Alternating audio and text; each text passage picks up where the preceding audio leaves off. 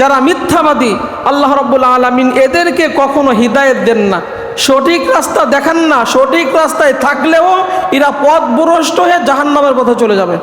কারা? যারা মিথ্যাবাদী, যারা সীমালঙ্ঘনকারী।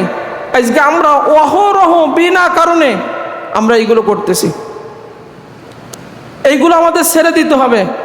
নবীজি মুহাম্মদুর রাসূলুল্লাহ সাল্লাল্লাহু আলাইহি সাল্লাম ওই সত্যবাদিতা সম্পর্কে বলতেন যে তোমরা সর্বদা সত্য অবলম্বন করো, সত্য নিয়ে যাবে নেকের দিকে, আর তোমাকে নেক পৌঁছাই দেবে জান্নাতে। আর তুমি যখন সত্যের উপরে দৃঢ় থাকবা, তখন আল্লাহ রাব্বুল আলামিন তোমাকে নাম লিখে দেবে ফেরেশতাদের মাধ্যমে যে আমি এই বান্দাকে সত্যবাদী বান্দা বলে স্বীকৃতি দিলাম, তোমরা লিপিবদ্ধ করে রাখো। নবীজি বলেন মিথ্যা বর্জন করো, মিথ্যা নিয়ে যায় পাপের দিকে, আর পাপ তোমাকে নিয়ে যাবে জাহান্নামের দিকে। আর একজন ব্যক্তি যখন সর্বদা মিথ্যা বলতে থাকে, আল্লাহ রাব্বুল আলামিন বলেন ফেরেশতারা লিখে রাখো আমার এই বান্দা মিথ্যাবাদী, আর এই মিথ্যাবাদীকে কখনো আমি হিদায়েতের রাস্তা দিব না। হিদায়েত থাকলেও আমি কেড়ে নিব। এই জন্য সম্মানিত ভাইরা আমার, অনেক সময় দেখা যায় আমরা মানুষকে হাসানোর জন্য বিভিন্ন গল্পের মাধ্যমে আমরা মিথ্যা বলি।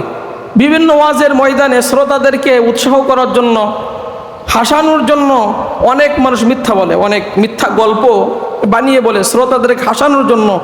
অথচ নবীজি মুহাম্মদুর রাসূলুল্লাহ সাল্লাল্লাহু আলাইহি সাল্লাম বলেন যে যারা মানুষকে হাসানোর জন্য মিথ্যা বলে তাদের ধ্বংস অনিবার্য, তাদের ধ্বংস অনিবার্য, তাদের ধ্বংস অনিবার্য। 3 বার বলছেন নবীজি।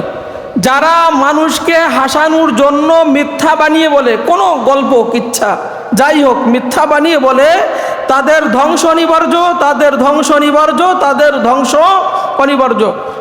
নবীজি বলেন যে কোনো ব্যক্তি যদি তামাশার ছলেও মিথ্যা বলে না, তামাশা করেও, ঠাট্টা করেও, কৌতুক করেও, ইয়ার্কি করেও মিথ্যা বর্জন করে, মিথ্যা বলে না, আমি নবী মুহাম্মদুর রাসূলুল্লাহ সাল্লাল্লাহু আলাইহি সাল্লাম জান্নাতের মধ্যখানে তার জন্য একটা ঘরের জিম্মাদার হয়ে যাব। কিন্তু আমরা ইয়ার্কি করে, তামাশা করে অনেক সময় কিন্তু আমরা এইগুলো থেকে আমাদের ফিরে আসতে হবে। এই হাদিসটা বোঝার জন্য আরেকটা হাদিস বললে আমরা বুঝবো।